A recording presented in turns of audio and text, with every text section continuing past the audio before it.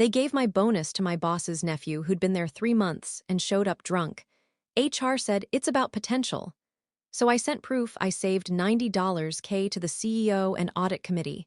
And when the CFO called me personally, I knew it worked. When the CFO's number flashed on my phone, I was sitting in my car in the parking lot behind our office in downtown Columbus, Ohio, shaking so hard I almost dropped it. I'd just finished my lunch break crying behind tinted windows, trying to swallow the fact that my entire year-end bonus, 20 grand I'd already planned to use to finally pay off my credit cards, had been handed to Evan, my boss's 23-year-old nephew who'd been here for 3 months and showed up drunk twice.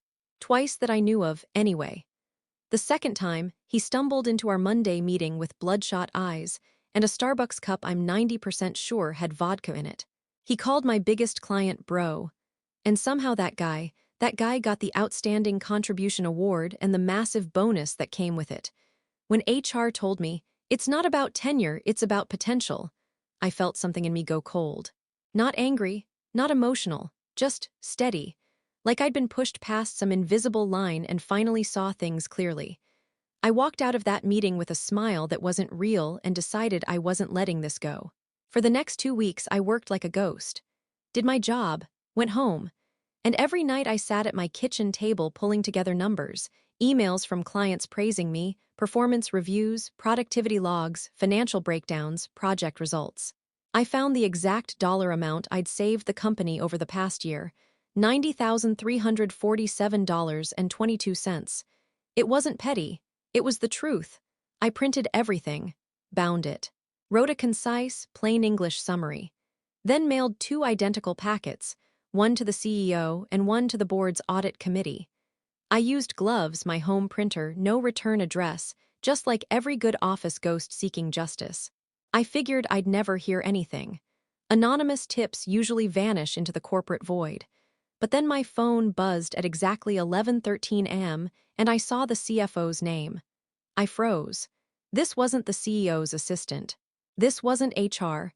This was the man who carried the company's entire financial spine in his head.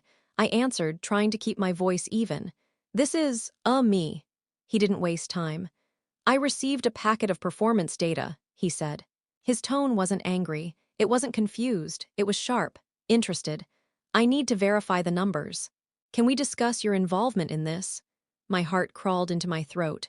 This was the moment everything could blow up in my face. If I admitted I sent it, I could be fired on the spot. If I denied it and he somehow knew, I'd look like an idiot. He was too smart to take a vague answer. But he also wasn't calling to scold me. I could hear it. Something in his tone told me my packet hadn't just made waves, it had detonated. I took a breath, staring out at the cracked asphalt behind the building, thinking about my boss laughing when he announced Evan's award, thinking about HR's fake smile, thinking about every late night I stayed fixing problems Evan caused. And right as I opened my mouth to decide my fate, the CFO said something that made my grip on the phone slip. Before you answer, he said, I need you to know something about your boss and about Evan. Something you probably don't know. I froze. Then he said, it directly affects why that bonus decision was made. My chest tightened. And when he told me the first detail, I knew everything I thought I understood about this situation was about to completely collapse. I didn't answer the CFO right away. I just sat there in my car staring at the steering wheel, because the way he said it, slow, heavy, almost resigned, made my skin crawl. I'd known something was off in our department for a long time, but I never thought it went deeper than favoritism. Office politics, nepotism, the usual corporate garbage. But before I tell you what he said, I should explain how all of this even started, because none of this blew up overnight. I'd been at Kendrick Solutions for a little over 5 years. I wasn't some superstar, but I worked hard. I was the person people came to when something broke, or someone screwed up, or a client needed saving at the last minute. I became that person by accident, mostly because my boss, Mark, avoided responsibility like it gave him a rash. At first, I didn't mind picking up the slack. It felt good being the dependable one, and people appreciated it. My clients loved me. I had numbers that were always in the top tier. My performance reviews were full of stupid corporate words like initiative and leadership potential. But every time bonus season came around, something weird happened. The first year, I got nothing because they said the company was reprioritizing resources. The second year, I got a tiny bonus, like, insultingly tiny, while my coworker who did half the workload got double. The third year, Mark forgot to submit my rating before the deadline. HR apologized, but said there was no process for retroactive adjustments. By the fourth year, I started noticing how Mark talked to me compared to everyone else. He'd act like he mentored me when he hadn't trained me a single day. He'd brag about the department's success and call it our work, but every time he took credit, he used every mistake. And I swear he looked annoyed whenever someone praised me in front of him. At first, I thought I was being paranoid. But then came year 5, this past year, where I took over 2 major accounts because a coworker quit, cleaned up a project Evan nearly tanked, and pulled off a client renewal that brought in a 6-figure contract. That renewal alone should have secured my bonus. Everyone said so. Then Evan showed up. Mark introduced him like he was the office's new golden retriever. "My nephew's shadowing us for a bit," he said. "He's sharp, full of potential." The kid could barely stay awake in meetings. He joked about grinding but spent more time scrolling TikTok than answering emails. And every time he did something wrong, Mark swooped in to cover for him, laughing, shrugging, saying things like, "He's still learning," or "He just needs the right guidance." And look, I've worked with underqualified people before. That wasn't new, but what bothered me was how quickly Mark started funneling my work to Evan. Presentations I built, reports I wrote, project summaries I completed. Things with my fingerprints all over them suddenly had his name on them. And when I pushed back politely, Mark's responses always had the same tone. Calm, patronizing, dismissive. "You're overthinking it. You should be a team player. You're not being undermined." But I was, and I knew it.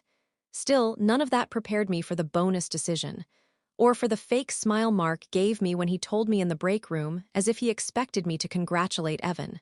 Like I should feel proud of our department's bright future. That was the moment something finally snapped inside me. Which is why, sitting in my car holding the phone with the CFO on the line, hearing him say he needed to explain why the bonus decision happened, my stomach dropped so hard I felt dizzy. Because if he was calling me personally, and speaking in that tone, then the truth behind all of this wasn't just favoritism. It was something darker. Something that had been happening behind my back for months, maybe years. I finally told the CFO, "I'm listening," because my throat was too tight to say anything else. But before he went into the explanation, he asked me a question that immediately set every nerve in my body on edge. "Has your boss ever mentioned anything to you about departmental restructuring?" Restructuring. Corporate code for someone is about to get screwed. I told him no, because no one said a damn thing to me. Meanwhile, I'd been doing the work of 2 people, mentoring interns, onboarding new hires, and keeping clients from walking after Evan messed up his deliverables. If there had been restructuring talk, I would have been the first person they should have consulted. Except apparently I wasn't. The CFO let out a slow exhale, not annoyed, more like disappointed. Or angry, I couldn't tell which. "Okay," he said, "then you deserve context." But before he gave me that context, he asked again, "Are the numbers accurate? Did you produce this analysis?" That was the moment I understood the real stakes.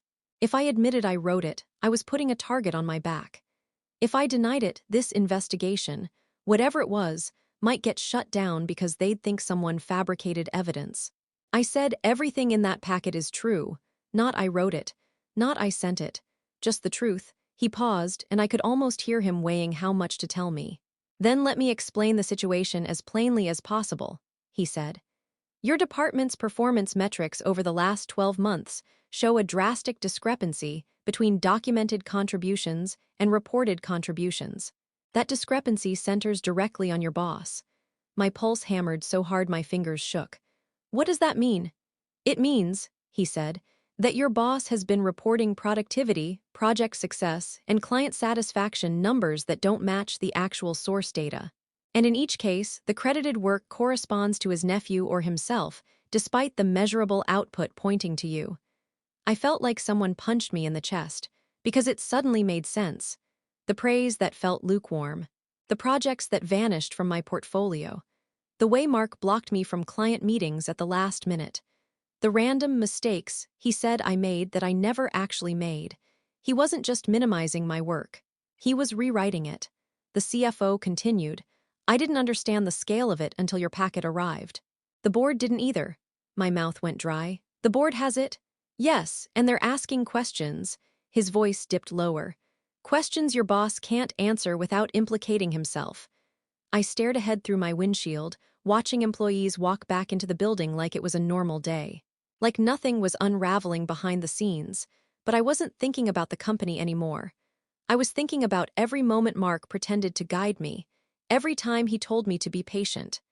Every time he undermined me so subtly I wondered if I was imagining it. I wasn't imagining anything. But then the CFO said something that snapped everything into even sharper focus. There's also the matter of the bonus, he said. That decision, it wasn't random. It wasn't based on potential. I swallowed hard. Then what was it based on? There was a stretch of silence. And then he said, your boss had a reason for giving that bonus to Evan. A personal reason. One that has nothing to do with performance. My stomach turned. What reason? The CFO hesitated, clearly debating if he should even say it. And then he dropped the sentence that made everything tilt sideways. It wasn't just nepotism, he said. There's something else going on there, something that involves a conflict of interest you absolutely need to know about. My entire body tensed. What kind of conflict? I whispered. You'll understand, he said, after you hear what Evan told HR last month. I felt the world stop. Because whatever came next wasn't just going to change how I viewed Mark, it was going to change how I viewed the last 5 years of my career. When the CFO said, after you hear what Evan told HR last month, something inside me curled up in dread. Evan, HR, why would those two be talking about me at all? I forced my voice to stay steady. What did he say? The CFO didn't sugarcoat it. Evan told HR that you were unstable, that you were acting erratically, that you'd been making emotional outbursts in meetings, he said. He claimed you were showing signs of burnout and paranoia, specifically paranoia about your work being stolen. I blinked so hard my eyes stung. What? I've literally never said anything like that. I know, he replied quietly. But HR didn't. I gripped the steering wheel, pulse roaring in my ears. He told them he was worried you might snap under pressure. Those were the words he used. My stomach flipped so violently I felt nauseous. And your boss, the CFO continued, supported that narrative. He told HR he had noticed you disengaging, struggling with self-perception, and misinterpreting workplace dynamics. I felt my breath stop. Self-perception.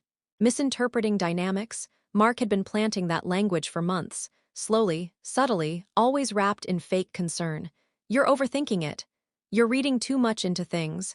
You're taking things too personally. He wasn't reassuring me. He was building a case. And there's more, the CFO said. Evan told HR that some of the department's performance issues might be connected to your inconsistency. Inconsistency, I choked. My numbers are the only consistent thing in that damn department. I know, he repeated, calm but firm. But this was part of a pattern. Your boss was preparing documentation to justify restructuring you out. My stomach turned to ice. Restructuring me? Yes, your position was going to be eliminated at the end of Q1. His voice dropped. You were going to be replaced by Evan. I swear my body went cold from the inside out. All those months where Mark kept saying, don't worry, you're secure. All those conversations where he said he valued my loyalty. All those times he told me to focus on the big picture. He was lying to my face. He was quietly grinding the floor out from under me. My hands shook so hard I had to rest them in my lap. He was going to fire me, I whispered. Yes, the CFO said, but not officially. They were going to restructure the role, fold your responsibilities into Evan's, and eliminate your position entirely. No replacement hire, just a business realignment. I felt my heart thudding against my ribs so violently it almost hurt. And the bonus? I asked, my voice shaking. Why Evan? What was the personal reason? There was a long beat of silence. Then the CFO said the thing that made my skin crawl. Evan told HR he had been performing most of your work behind the scenes this year, he said. He said he had been quietly supporting you because you were struggling. Your boss backed that story. And the bonus decision reflected the narrative that Evan was the real driver of the department's success. I stared at the dashboard, unable to react. They weren't just crediting him with my work. They were rewriting me out of the department's history, turning me into the weak link, the liability, the one who needed replacing. And that, the CFO finished, is why the board is furious, because your packet didn't just contradict their narrative, it exposed it. I pressed a shaking hand to my mouth, trying to breathe. But then the CFO said one last thing, something that made my blood actually run cold. And there's a detail in Evan's HR report you haven't heard yet, something about why he pushed so aggressively for that bonus. My heart stopped mid-beat. Why? I whispered. Because, the CFO said, Evan told HR he had a more intimate connection to your boss than a typical nephew. I felt the air vanish around me. He said he was family in more ways than blood. His words. And HR buried it. My entire body went numb. I sat there in my car, frozen, replaying the CFO's last sentence over and over. Family in more ways than blood. I didn't know what that meant yet, not fully. But the implication hit hard enough to leave me shaking. Evan wasn't just some sloppy, undeserving nephew riding his uncle's coattails. Something else was going on, something they had actively buried. Something HR didn't want anyone touching. And if they were willing to twist my reputation, rewrite my work history, and prep a quiet restructuring just to secure Evan's future in the department, it meant whatever connected them went deeper than favoritism. The CFO said he'd call me back later after a meeting with the CEO. He told me to sit tight and not confront anyone. Then the line clicked off. I stared at my reflection in the dark screen of my phone. I didn't look angry. I didn't look shocked. I just looked tired and done, like something inside me had reached its limit. That was the moment I stopped being scared and started planning. Because now I understood one thing clearly. If I didn't protect myself, they would destroy me. And they were already halfway there. So I went home early and started building my plan piece by piece, quiet, methodical, clinical. Not emotional, not impulsive, just necessary. Step 1, secure every record.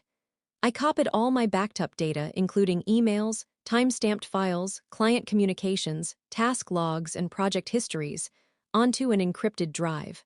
I also saved the internal dashboards showing who made each edit, who submitted what, and who accessed which documents. Mark had mistakenly changed permissions on several shared folders in the past 6 months. I now saw why. Step 2, document every lie. Evan's claim that he'd been supporting me. Mark's notes in HR about concern for my stability. Every time he reassigned my work to Evan without documentation. I wrote it all down with dates, screenshots, and timestamps.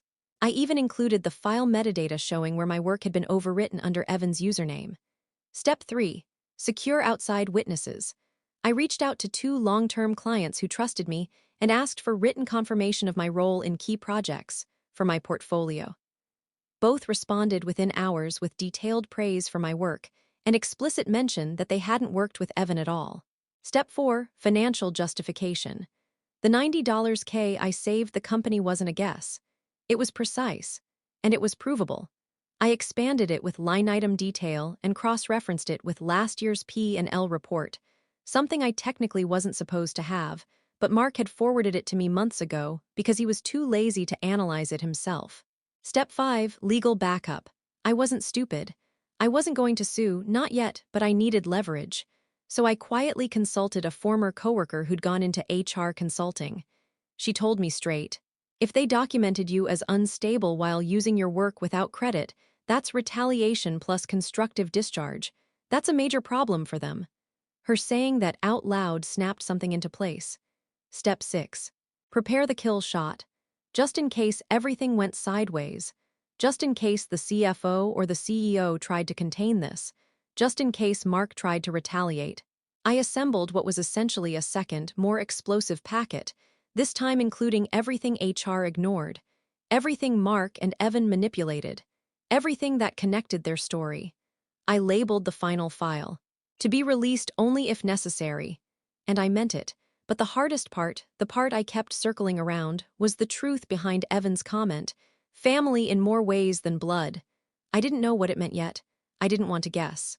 But something in my gut told me that whatever tied Mark and Evan together wasn't just inappropriate, it was dangerous. I had no idea how right I was. Because 2 days later, before the CFO even had the chance to call me back, I got another message. A message that cracked everything open in a way I never expected. The message came through on a Thursday morning at 7:41 a.m. I hadn't even poured my first cup of coffee yet. It wasn't from the CFO. It wasn't from the CEO. It wasn't even from HR. It was from Evan, a single text. "We should talk. I think your packet made things worse than you meant to." My entire body went still. I hadn't told anyone I'd sent that packet. I'd been careful, gloves, no return address, no personal printer metadata, no distinctive phrasing. There was no possible way he should have known it came from me. I stared at the message until my hands started trembling. Then another text came through. "Please don't overreact. None of this had to get hostile." Hostile. He and Mark had been trying to erase me from the company. They'd been rewriting my reputation, prepping HR files to paint me unstable, setting up my role to be eliminated. And now he was acting like I was the one being dramatic. I didn't reply. Instead, I screenshot the messages, just in case, and shoved my phone in my pocket. 20 minutes later, my inbox pinged. An email from HR. Subject line, "Confidential mandatory meeting." The body was 2 sentences. "We need to discuss recent concerns brought to our attention related to your behavior and performance. Please report to conference room B at 10 o'clock m." There it was. The retaliation, right on schedule. I felt something inside me go cold and sharp, not fear this time, but clarity. If HR was calling me in, then Mark and Evan were scrambling. Which meant the CFO's meeting with the CEO had rattled them harder than they expected. But the second twist didn't come from HR. It came at 9:12 a.m. My coworker Lisa, who never got involved in drama, stopped by my desk with a look I'd never seen on her before. She set a folder down beside my keyboard and whispered, "You didn't get this from me." Before I could ask anything, she walked away. I opened the folder, expecting maybe a performance review or something small. It wasn't small. It was a printed transcript, sloppy, partially highlighted but readable. At the top was an internal HR email chain, forwarded repeatedly. And right there, stamped with dates and times, was the second twist I never saw coming. Evan hadn't just lied about my performance. He'd accused me of sexual harassment. The words blurred as I read them. The accusation was vague, cowardly, full of cheap innuendo, claims that I'd made inappropriate comments when mentoring him, that I'd invaded his personal space, that I'd sent him messages crossing professional boundaries. All of it was fabricated. All of it designed to make me look dangerous. But the worst part? Mark supported the claim. He wrote, "I have been concerned for months about her attachment to projects and to certain team members. I fear she may not recognize when her behavior becomes uncomfortable for others." Attachment, behavior. He was deliberately painting me as some unstable, inappropriate woman who couldn't handle boundaries. I felt like I was reading a character assassination in real time. But then my eyes fell to the bottom of the transcript, to a message I hadn't expected. A message that changed everything. It was from an HR generalist, someone I barely knew. The timestamp was 2:13 a.m. A late-night message, written hesitantly, like they weren't sure if they should send it. "I don't believe this." Evan made similar claims at his last company to avoid accountability. It was part of an internal investigation. There's a pattern here. A pattern. My chest tightened. Evan had done this before. And HR had buried it here just like the last company did. But the final highlight, the one Lisa must have marked intentionally, was the line that made my blood stop cold. Mark requested the allegation remain confidential to avoid embarrassment for the family. Family, embarrassment, cover-up. And then I finally understood what family in more ways than blood actually meant. Not incest. Not some hidden relation. It meant illegitimate. It meant secret. It meant Evan wasn't his nephew, he was his son. The hidden child, the one he didn't want his wife or the board to know existed. Everything they'd done to me suddenly made sense. They weren't just protecting Evan's job. They were protecting Mark's entire life. And now I had proof of the cover-up. I didn't go to the HR meeting. I walked straight past conference room B, straight out of the building, and sat in my car gripping that folder like it was radioactive. Because now I finally understood the truth. And it was so much darker, colder, and more calculated than anything I had imagined. Mark hadn't just been protecting Evan. He'd been rewriting the company around him. But before I could process all of that, my phone rang. The caller ID said CFO. I answered, and before I could speak he said, "We need to talk privately, away from the office. Do not go to HR." My voice cracked. "I know what they're trying to do." "I know you do," he said. "Because I just received internal documentation that HR wasn't supposed to release. I think you've seen it too." I didn't confirm anything. I didn't need to. His next sentence tightened every muscle in my body. "Your boss did this for one reason," he said. "And it has nothing to do with your performance. It has nothing to do with your behavior. It's about protecting himself from scandal." My breath caught. "He thought I'd expose him." "No," the CFO said. "He thought you'd eventually figure out the truth, because he's been using you as a front." A front. That word sank into me like a stone. The CFO explained everything, slow, methodical, clinical. 5 years ago, my first year at the company, Mark had already been involved in a secret arrangement, funneling specific results, client wins, and departmental successes under his name. He'd kept the top performers in his shadow so he could shine. But then I showed up organized, efficient, consistent, and with numbers he couldn't hide. Instead of letting me advance, he used my work as the foundation for his reputation. But when Evan arrived, everything changed.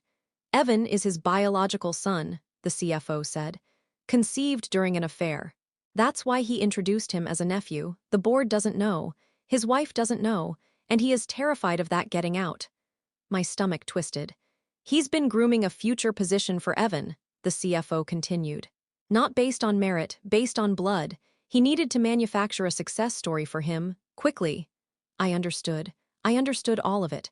The sudden project reassignments, the stolen credit, the inflated praise for Evan, the subtle undermining of my reputation, the HR notes calling me emotionally reactive or unstable, the fake sexual harassment claim, the planned restructuring of my role. "He targeted you," the CFO said, voice low, "because you were the one person he couldn't control. Your work was too good, too visible. And once Evan arrived, you became a threat to the story he was building." A threat.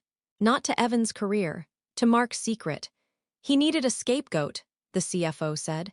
Someone to blame for any inconsistency between the real numbers and the numbers he reported to the board.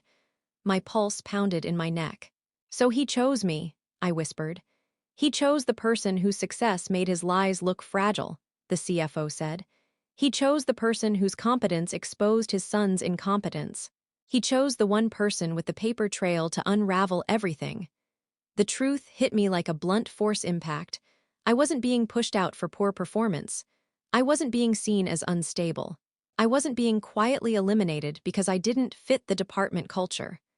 I was being erased because I was the only one capable of revealing what Mark had been hiding for years. The secret son, the falsified metrics, the stolen work, the manipulated HR records. And Evan wasn't a clueless kid benefiting from nepotism. He was an accomplice, a willing one. "Your boss isn't just corrupt," the CFO said. "He's dangerous. The lengths he has gone to protect this secret, they're unprecedented." I closed my eyes, pulse hammering, because now I understood exactly what kind of man I was dealing with, and what kind of revenge he deserved. I didn't cry. I didn't panic, I didn't spiral. By the time the CFO finished talking, something inside me had locked into place, cold, focused, unshakable. Not rage, not fear, just clarity. Mark had spent years using my work to build his reputation. He'd rewritten my achievements to bolster his fake success. He'd weaponized HR against me. He tried to push me out so his secret son could slide into a job he didn't earn. He tried to mark me as unstable. He tried to paint me as a problem. But he forgot one thing: I had receipts. And now the people with actual power had them too. The CFO told me, "Do not go into HR. Do not speak to your boss. Just come to the executive floor at 2 p.m. The CEO wants to meet." At 1:59 p.m., I walked into that office wearing the calmest expression of my life. The CEO, CFO, and head of compliance were waiting. No small talk, no corporate pleasantries, just straight into it. The CEO gestured to the chair. "Sit, and tell us everything you've experienced." So I did, not dramatically, not emotionally. I laid out the facts, dates, emails, documents, client confirmations, task logs, the forwarded HR transcript Lisa had left on my desk. I told them about the false claims of instability, The stolen credit, the secret reassignment of my projects, the fabricated harassment accusation.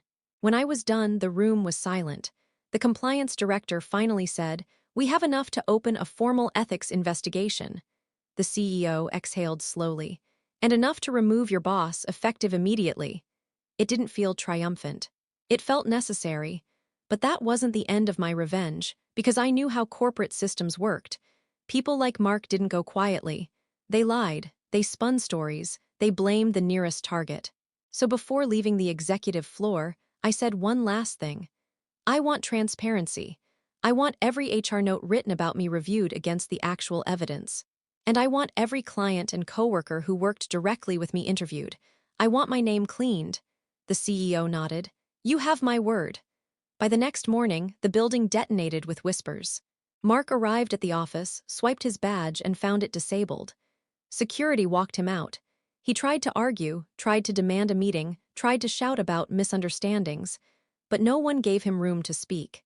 By noon, Evan was escorted out too, face pale, eyes wide, hands shaking. Not because he got fired, but because the compliance team discovered what the HR staffer hinted at.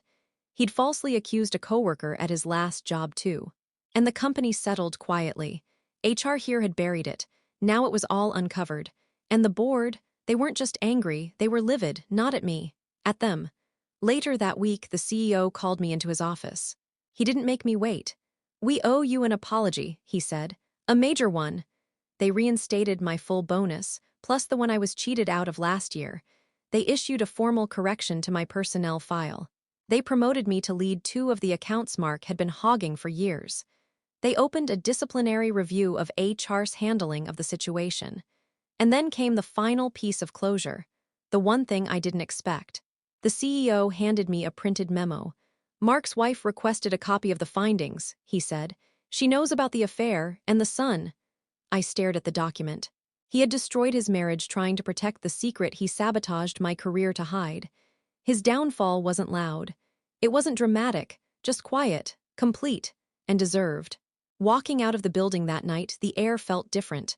Lighter, like I'd been holding my breath for years. I didn't smile, not really.